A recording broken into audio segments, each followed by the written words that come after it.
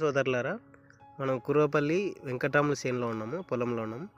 అయితే ఈయన చేనులో బ్లాక్ ట్రిప్స్ అనేది ఎక్కువ ఉంది.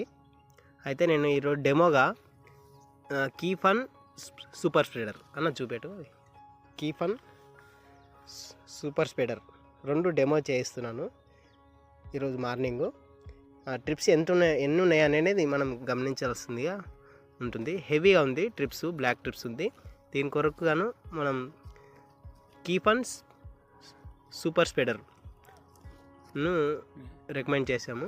మీకు అబ్జర్వేషన్లో మీకు చూపిస్తాను ఎంత కంట్రోల్ అయినది.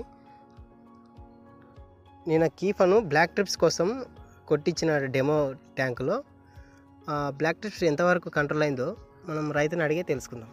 అన్న చెప్పు, నీకు బ్లాక్ ట్రిప్స్ ఏ విధంగా కంట్రోల్ అయింది ఒకసారి చూపించు. నేను కీఫెన్ కొట్టినాను, ఇక ఈ విధంగా అంతా బ్లాక్ ట్రిప్స్ పోయింది.